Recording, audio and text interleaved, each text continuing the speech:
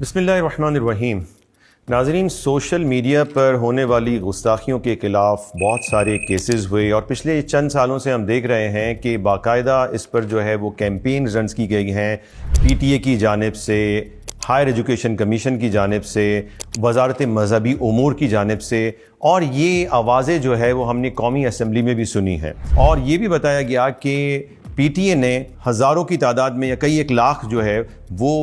Pages کو یا ایسی پروفائلز کو بلاک کیا جو گستاخی کا مواد پھیلا رہے تھے۔ اب صورتحال یہ ہے کہ پچھلے چند دنوں سے سوشل میڈیا پر ایک معاملے کو بہت زیادہ لایا جا رہا ہے اور اس کی ویڈیو کلپس بھی آ رہی ہیں اور لوگ پریشان ہیں کہ آخر معاملہ کیا ہے۔ تو ناظرین، آج ہم اس بات کو سمجھنے کی کوشش کرتے ہیں کہ یہ آخر ہو کیا رہا ہے، کیا کیا جا رہا ہے، کیا کرنے کی کوشش کی جا رہی ہے۔ لیکن جب بھی کوئی قانون بنتا ہے تو کسی وجہ سے بنتا ہے، کوئی واقعہ ہوتا ہے، کوئی ایونٹ ہوتا ہے تو قانون بنتا ہے، یا وہ قانون تبدیل کیا جاتا ہے یا وہ قانون کو ختم کر دیا جاتا ہے۔ تو واقعات اور ایونٹ جو ہے وہ کسی بھی قانون کے ہونے نہ ہونے کے لیے ضروری ہوتے ہیں۔ ہم یہ دیکھ رہے ہیں اور یہ بالکل اوپن سیکرٹ ہے، یہ کوئی مطلب ڈھکی چھپی بات نہیں ہے، انٹرنیٹ پہ جا کے سرچ کریں آپ کو مل جائے گا کہ یورپی یونین اینٹی بلاسفیمی لا ہے، اور یورپی یونین نے پاکستان کو ایک فیسلٹی دی ہے، وہ ہے GSP+ کی، یعنی پاکستان جو ہے وہ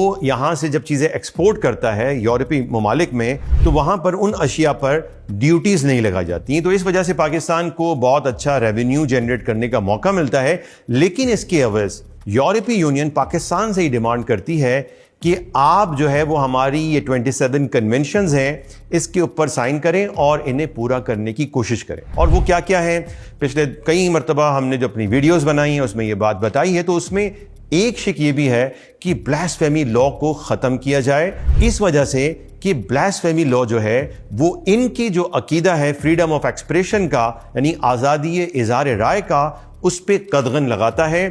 یہ یورپین یونین کی ایک ڈیمانڈ ہے جو وہ پاکستان سے کرتے ہیں، اور چونکہ آپ کو معلوم ہے کہ پاکستان میں ایسا ہونا اتنی آسان بات نہیں ہے، اور آپ نے دیکھا جب بھی اس کے بارے میں کوئی کوشش کی گئی ہے تو پاکستانی عوام اس بات پر بالکل متفق ہے اور ایک پیج پر ہے کہ ہم نبی کریم علیہ الصلوۃ والسلام کی گستاخیوں کو کسی طور برداشت نہیں کریں گے، اور تحفظ قانون ناموس رسالت 295C کو ہمیشہ پروٹیکٹ کریں گے۔ تو جب بھی یہ کوششیں ہوئیں، اس پہ بڑی بڑی تحریکیں چلیں، جلسے ہوئے، جلوس ہوئے، لوگ کئی شہید بھی ہو گئے، کیسے کیسے معاملات ہوئے جو پچھلے کئی سالوں میں آپ دیکھتے چلے آ رہے ہیں۔ تو اب جو ہے وہ ایک نیا طریقہ کار جو ہے وہ اختیار کیا جا رہا ہے۔ جیسا کہ میں نے پہلے بتایا کہ قانون بننے کے لیے، ختم ہونے کے لیے کسی ایونٹ اور واقعے کی ضرورت ہوتی ہے، تو اب ایک ایونٹ اور واقعہ کریٹ کیا جا رہا ہے، فیبریکیٹ کیا جا رہا ہے، آرکیٹیکٹ کیا جا رہا ہے۔ یہ فلسفی میں بات بڑی مشہور ہے کہ ہیگل جو ایک فلسفر تھا، اس نے اپنی ایک تھیوری دی تھی، اس تھیوری کو اس کے انٹرپریٹرز نے بعد میں اس طرح سے بنایا کہ ایک ہوتا ہے تھیسس، پھر ہوتا ہے اینٹی تھیسس، اور پھر ہوتا ہے سنتھسس۔ یعنی آپ اپنا نتیجہ حاصل کرنے کے لیے پہلے دو قضیے کھڑے کرتے ہیں۔ یعنی اگر ہم اسی کیس کو لے لیں تو اس کو یوں سمجھیں کہ پہلے خوب سوشل میڈیا پر انہی قوتوں نے جو چاہتے ہیں کہ بلاسفیمی لا ختم ہو، بلاسفیمی کو بڑھایا۔ چند سالوں میں جب یہ بلاسفیمی بڑھنا شروع ہو گئی تو پھر رد عمل آنا تھا، اور اس کا رد عمل یہ تھا کہ قانون حرکت میں آئے، اور قانون جو ہے وہ گرفتاریاں ہوں، اور لوگ جو ہے وہ عدالتوں میں جائیں، عدالتوں کے بعد جو ہے وہ جیلوں میں جائیں، اور ایک جو ہے وہ بہت بڑا طبقہ جو ہے وہ اس طرح سے یہاں پر جمع ہو جائے۔ اور یہی صورتحال، یہ ایونٹ، یہ واقعہ یہاں پر ہوا کہ سوشل میڈیا پر گستاخیاں رکی نہیں، لوگ گرفتار ہوتے چلے گئے۔ اب وہ جیسے بھی گرفتار ہوئے، نتیجہ آخر کار یہ نکلا کہ اس وقت 400 سے زیادہ پاکستانی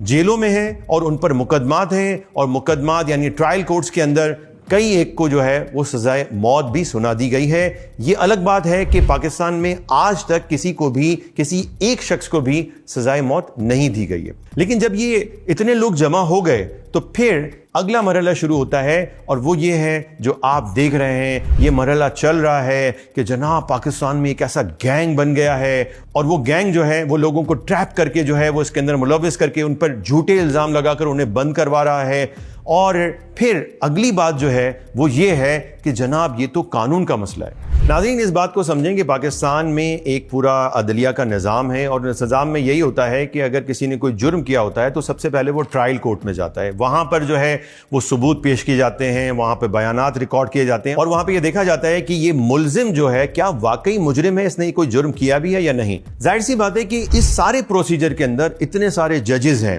اس کے بعد وکلاء ہیں، پھر پولیس ہے، پھر FIA ہے، پھر گواہ ہیں، تو کیا آپ سمجھتے ہیں کہ مختلف شہروں کے اندر یہ پوری جو پروسیڈنگز چل رہی ہیں پچھلے 4-5 سالوں سے، کیا وہ سارے کے سارے جو ہے وہ بکے ہوئے ہیں یا وہ پورا کا پورا گینگ ہے؟ تو پھر ہماری حکومت کیا کر رہی ہے؟ ان سینکڑوں کیسز میں اگر کسی کو کوئی اعتراض ہے تو وہ ٹرائل کورٹ میں جائے اور وہاں پر جا کر اپنے اعتراض کرے، وہاں پر جا کر جو ہے وہ ہائی کورٹ چلا جائے، ہائی کورٹ میں جا کے اعتراض کرے، کیس ٹو کیس بات کرے، کیس ٹو کیس دلائل پیش کرے، ثبوت پیش کرے۔ لیکن یہ کیا بات ہے کہ آپ ایک ساتھ جو ہے وہ سینکڑوں کیسز کو جو ہے وہ ایک ہی کھاتے میں ڈال کر اور سب کو کہہ رہے ہیں کہ یہ جعلی کیسز ہیں؟ ایسا ہونا عقل کے بھی خلاف ہے، اور جو چل رہا ہے معاملہ آپ سب دیکھ رہے ہیں کہ یہاں پر کیسی کیسی جعل سازیاں ہیں، یہ سب باتیں ایسے لگتی ہیں۔ یہاں پر کوئی پلان آرکیٹیکٹ ہوا ہے کہ جو یہ چاہتا ہے کہ قانون ناموس رسالت کی اہمیت کو، اس کی پروسیجرل اہمیت کو لوگوں کی نگاہ میں کم کیا جائے، اور کسی نہ کسی طریقے سے اسے بدنام کر کے یہ جواز کھڑا کیا جائے کہ بھائی ہمیں جو ہے وہ اس میں یہ کرنا ہے، ہمیں وہ کرنا ہے۔ تو یہ بات میں واضح کر دوں کہ پاکستان کے حکمران ہوں، چاہے پاکستان میں موجود وہ سیکولر اور لبرل طبقہ ہو جو بلاسفیمی لا کو ختم کرنا چاہتا ہے، وہ کان کھول کر سن لے کہ پاکستان کی عوام بلکہ بچہ وہ تحفظ قانون ناموس رسالت کا محافظ ہے، اور انہیں کسی بھی طرح سے اسے غیر مؤثر کرنے کی اجازت نہیں دے گا۔ لیکن آپ اس موقع پر تحفظ ناموس رسالت کے لیے کھڑے ہو جائے، بلکہ اگر کوئی اس قانون کو بدنام کرنے کے لیے جعلی مقدمات کروا رہا ہے تو کمیشن میں نہیں، صرف ٹرائل کورٹ میں اس کے ثبوت پیش کیے جائیں، ہم ان کے خلاف بھی یقیناً کھڑے ہوں گے۔